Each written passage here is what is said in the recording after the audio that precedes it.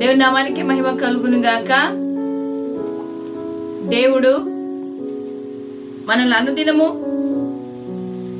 తన కృపలో భద్రపరిచి మనల్ని నడిపిస్తున్నందుకు దేవునికి మనం కృతజ్ఞతాస్తుతులు చెల్లించే వారిగా మనం ఉండాలి. కీర్తనల గ్రంథము 136వ అధ్యాయము 23వ వచనం. మనము దీన దశలోనున్నప్పుడు ఆయన మనలను జ్ఞాపకము చేసుకొనెను, ఆయన కృప నిరంతరం ఉండును. మనము దీన దశలో ఉన్నప్పుడు ఆయన మనలను జ్ఞాపకము చేసుకొనెను.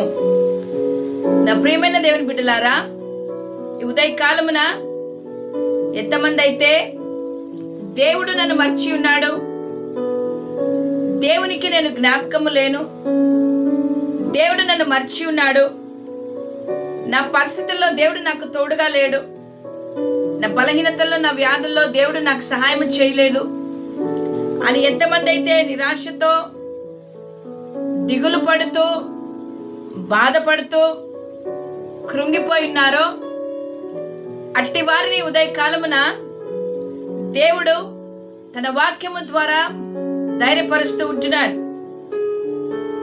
136వ కీర్తన 23వ వచనములో కీర్తనాకారుడు అంటాడు, నేను దీన దశలో ఉన్నప్పుడు ఆయన నన్ను జ్ఞాపకము చేసుకొనెను. ఈరోజు ఎంతమంది అయితే దీన స్థితిలో ఉంటున్నారో అట్టి వారిని దేవుడు మరచిపోలేదు.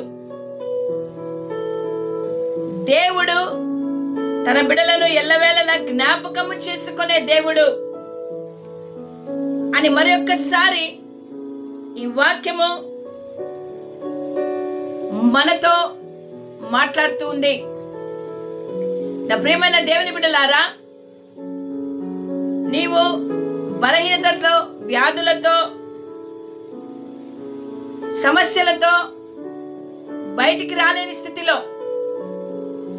ఒకవేళ నువ్వు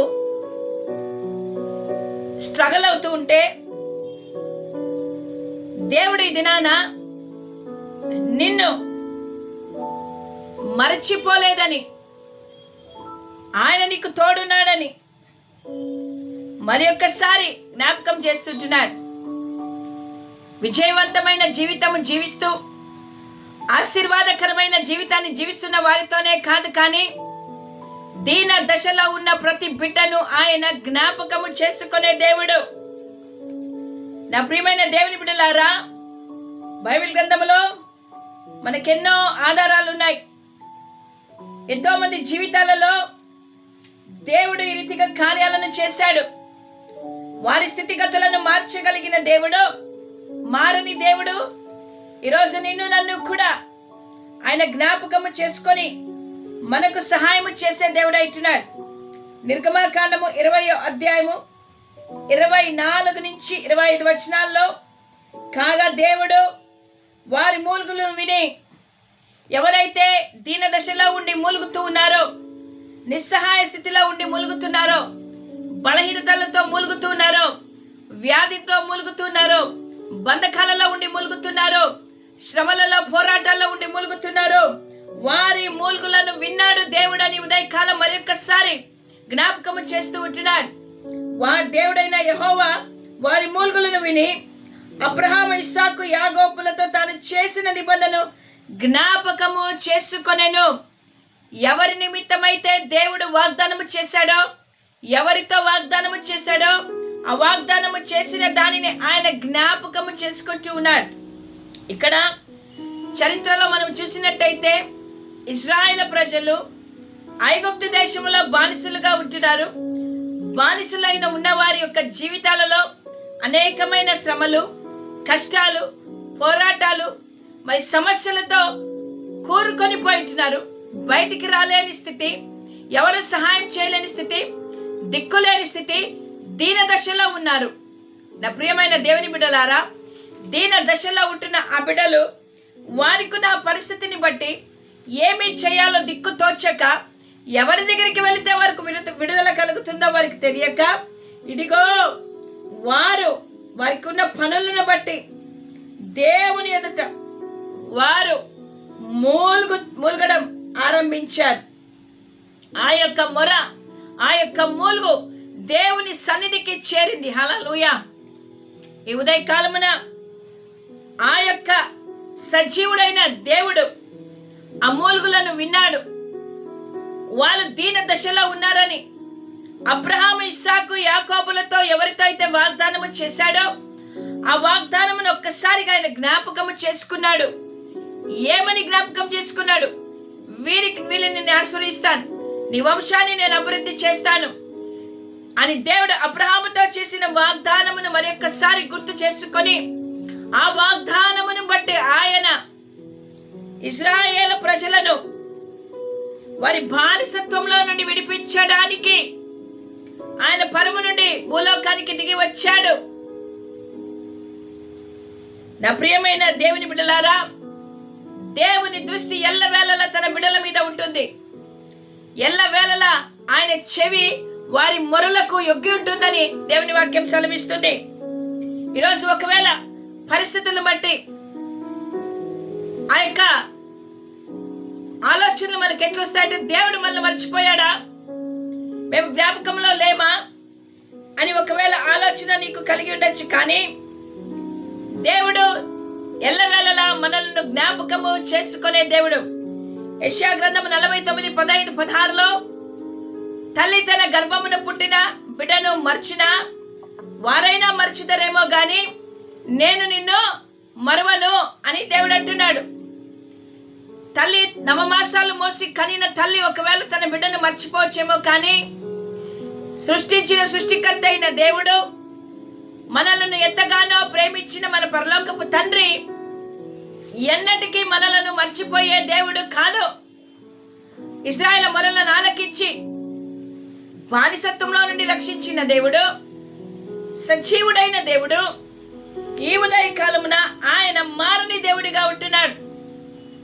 ఈరోజు ఏ దీన స్థితిలో నువ్వు ఉంటున్నావో నాకైతే తెలియదు, కానీ ఏ సమస్యల్లో నువ్వు ఉన్నావేమో, ఏ ఇరుకుల్లో ఎవరు లేపలేని స్థితిలో నువ్వు ఉంటున్నావేమో, దిగజారిన స్థితిలో ఉంటున్నావేమో, నిరీక్షణ లేని బిడ్డగా నువ్వు బాధపడుతున్నావేమో, వ్యాధితో మూలుగుతూ ఉన్నావేమో, రోగముతో పీడింపబడుతున్నావేమో, ఏ యొక్క సమస్యలో నువ్వు ఉంటున్నావో, నాకు ఇక్కడ చావే శరణం అనుకుంటున్నావేమో, నేను ఈ దిక్కులేని స్థితి ఎన్నాళ్ళు నేను భరించాలి, అయ్యో నాకెవరు లేరా అని దిగులు పడుతూ ఏడుస్తూ ఉంటే, ఇదిగో నిన్ను జ్ఞాపకము చేసుకునే దేవుడు ఉన్నాడు.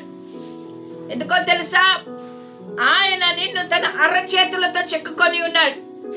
నీవు ఆయన సొత్తు కాబట్టి ఆయన ఉదయకాలమున నిన్ను జ్ఞాపకము చేసుకొచ్చి ఉన్నాడు. నా ప్రియమైన దేవుని బిడ్డలారా, దేవుని ప్రేమ మారని ప్రేమ అంటున్నది. ఆయన ఏకరీతిగా ప్రేమించే దేవుడు. ధనమున్న వారిని, ధనము లేని వారిని, అందమున్న వారిని, అందము లేని వారిని, చదువున్న వారిని, చదువు లేని వారిని, జ్ఞానమున్న వారిని, జ్ఞానము లేని వారిని, వ్యత్యాసము లేకుండా అందరినీ ఒకే రీతిగా ప్రేమించే దేవుడు. ఈరోజు ఆయన నిన్ను ధైర్యపరుస్తున్నాడు. ఒకవేళ ఈ ఉదయ కాలమున నీ అప్పుల సమస్యతో, నీ అనారోగ్య సమస్యతో, నీ కుటుంబంలో సమాధానము లేక, నీ కుటుంబంలో విభేదాలు వచ్చి, మనస్పర్ధలు వచ్చి, కృంగిపోయి దీన దశలో ఉన్నావేమో, నువ్వు నమ్మిన వారు నిన్ను చేయి వదిలేశారు, నిన్ను నమ్మిన వారు నిన్ను సిగ్గుపరిచారు, నీ బంధువులు నిన్ను దూరము చేశారు, నువ్వు కృంగిపోయిన స్థితిలో ఏడుస్తూ బాధపడుతూ అధైర్యముగా కూర్చుండి ఉన్నట్టయితే ఈ ఉదయ కాలంలో ఆయన నిన్ను జ్ఞాపకము చేసుకుంటూ ఉన్నాడు. హల్లెలూయా. ఎవరిని బట్టి? తన కుమారుడైన యేసు. ఆ యేసు నీ కొరకు రక్తమును చిందించాడు. ఆ రక్తమును బట్టి ఆయన నేను ఉదయకాలము జ్ఞాపకము చేసుకుంటూ ఉన్నాడు. యేసయ్య తండ్రి కుడి పార్శ్వమున కూర్చొని నీ కొరకు నా కొరకు విజ్ఞాపన చేస్తూ ఉంటున్నాడు. ఆ యేసయ్య రక్తమును బట్టి ఆయన మనల్ని జ్ఞాపకము చేసుకొని ఈరోజు నీకు ఏ సమస్య ఉందో, ఎక్కడైతే నువ్వు నలిగిపోయినావో అక్కడ నుండి బయటకు తీసుకొని రావడానికి ఆయన సిద్ధంగా ఉంటున్నాడు. బానిసత్వంలో నుండి మూలుగులు వినిన ఆ యొక్క ఇశ్రాయేలు ప్రజల మూలుగును విని వారిని 430 సంవత్సరాలు కఠినమైన ఆ బద్ధకాలలో నుండి ఒక్కసారిగా దేవుడు వారిని బయటికి తీసుకొని వచ్చినట్టుగా ఈరోజు నీవు మూలుగుతున్నావు, నువ్వు ఏడుస్తూ ఉన్నావు, కన్నీరు కారుస్తున్నావు. వాటిని విని ఈరోజు నీ యొక్క సమస్య నుండి, నీ యొక్క ప్రాబ్లం నుండి, నీ యొక్క వేదన నుండి, నీ యొక్క దుఃఖము నుండి, నీ బంధకముల నుండి దేవుడు నిన్ను ఈ ఉదయ కాలమున బయటికి తీసుకొని రాబోతుంటున్నాడు. హల్లెలూయా. జ్ఞాపకము చేసుకొని పోతుంటున్నాడు. నా ప్రియమైన దేవుని బిడ్డలారా, ఎస్తేరు గ్రంథంలో మనం చూసినట్టయితే జ్ఞాపకార్థ గ్రంథం ఉంది దేవుని సన్నిధిలో. ఆ జ్ఞాపకార్థ గ్రంథములో దేవుడు మన మనవులన్నీ కూడా మరి విజ్ఞాపనలన్నీ కూడా ఆయన ఎదుటనే ఉన్నవి. ఆయన జ్ఞాపకము చేసుకునే దేవుడు, మర్చిపోయే దేవుడు కాదు. నీ సహోదరుడు, నీ సహోదరి, నీ తల్లి, నీ తండ్రి, నీ భార్య, నీ భర్త, నీ పిల్లలు, నీ యొక్క స్నేహితులు ఒకవేళ నిన్ను మర్చిపోవచ్చేమో, కానీ నువ్వు జ్ఞాపకముకు రాకపోవచ్చేమో, కానీ నువ్వు ఏ సమస్యలో ఏ స్థితిలో ఉన్నా నిన్ను జ్ఞాపకము చేసుకునే దేవుడు ఒక్కడే, ఆయనే యేసయ్య. అన్ని సిచ్యువేషన్స్ లో, అన్ని సమయాలలో నీతో కూడా ఎల్లవేళలా ఉండేది యేసయ్య. హల్లెలూయా. రోందలబా రోబారబ షందరబా. యా ప్రియమైన వాళ్ళారా, ఈ ఉదయ కాలమున ఆయన నిన్ను మరొక్కసారి అంటున్నాడు, అమ్మా నేను నిన్ను మర్చిపోలేదు, నేను నిన్ను జ్ఞాపకం చేసుకుంటున్నాను. నా కుమార్తె, నీ ఏడ్పును నేను చూస్తున్నాను, నేను నిన్ను జ్ఞాపకం చేసుకుంటున్నాను. నేను నిన్ను మరవలేదే, నేను నిన్ను ప్రేమిస్తూ ఉన్నాను, నేను నిన్ను జ్ఞాపకం చేసుకుంటున్నాను. ఇదిగో నేను ఏదైతే వాగ్దానం చేసిన వాగ్దానాన్ని నెరవేర్చబోతుంటున్నాను. నిన్ను లేవనైతే నేను స్థిరపరచబోతుంటున్నాను.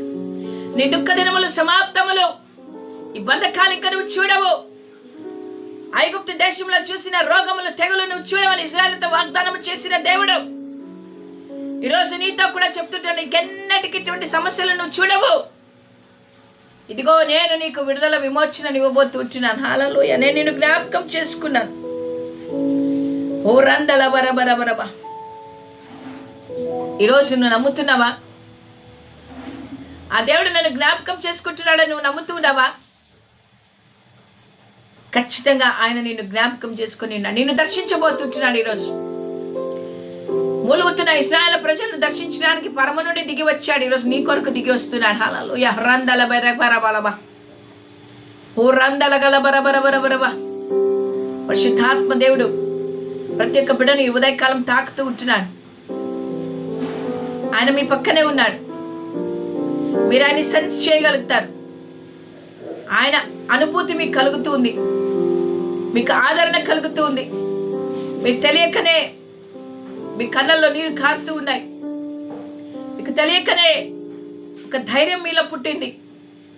అవును, నా దేవుడు ఉన్నాడు కదా, నా దేవుడు నన్ను మర్చిపోలేదు కదా, నా దేవుడు నన్ను జ్ఞాపకం చేసుకుంటున్నాడు కదా అనే ఒక భరోసా మీలో కలుగుతూ ఉంది. వెట్టి పరిస్థితుల్లో ఉన్న ఆయన నిన్ను మాత్రము చేయి విడిచే దేవుడు కాదు. నిన్ను హత్తుకునే దేవుడు, నిన్ను బలపరిచే దేవుడు, నిన్ను నడిపించే దేవుడు, నిన్ను కాపాడే దేవుడు, నిన్ను పోషించే దేవుడు, నీకు సహాయము చేసే దేవుడు. హూరందకే బెరబలబ షందరు కూడదర బనీతరబ రోబ్లాందకరే బెరబనావద కూరబలు గుర షందరి విదోడదరబ. పరిశుద్ధాత్మ దేవుడు ఆయన సన్నిధిని వివిధ కుబరిస్తూ ఉంటున్నాడు. దేవుడు నిన్ను ధైర్యపరుస్తూ ఉంటున్నాడు. Thank you Jesus. అయ్యా మీకు స్తోత్రములు నాయన. Thank you lord. ప్రార్థన చేసుకుందామా? పరిశుద్ధుడా, ప్రేమ కలిగిన దేవానికి స్తోత్రాలు. నానా దీన స్థితిలో ఉంటున్న మమ్మల్ని జ్ఞాపకము చేసుకుని మాకు విడుదలనిస్తున్న దేవానికి స్తోత్రాలు ప్రభువా.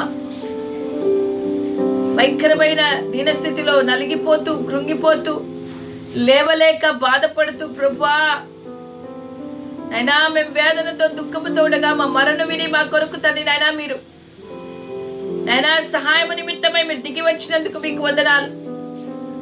మమ్మల్ని ధైర్యపరిచిన దేవానికి స్తోత్రాలు. వాక్యం మమ్మల్ని బలపరిచిందయ్యా. వాక్యమైన యేసయ్యా నీకు స్తోత్రాలు. మాకు సహాయం చేస్తున్న దేవానికి స్తోత్రాలు. మమ్మల్ని బలపరుస్తూ నడిపిస్తున్న దేవానికి స్తోత్రాలు చెల్లిస్తున్నాం తండ్రి. మాతో మీరున్నందుకు మీకు వందనాలు. ఈ వాక్యము ద్వారా మమ్మల్ని ధైర్యపరిచి నడిపిస్తున్నందుకు నీకు స్తోత్రాలు చెల్లిస్తున్నాం. అయినా మీ చిత్తం మా పట్ల జరుగును గాకని ప్రార్థిస్తూ విత్తబడిన వాక్యం అనేకుల జీవితాలలో ఫలభరితముగా ఫలించుటకు సహాయం చేయమని యేసు నామములో అడుగుతున్నాము తండ్రి. ఆమేన్.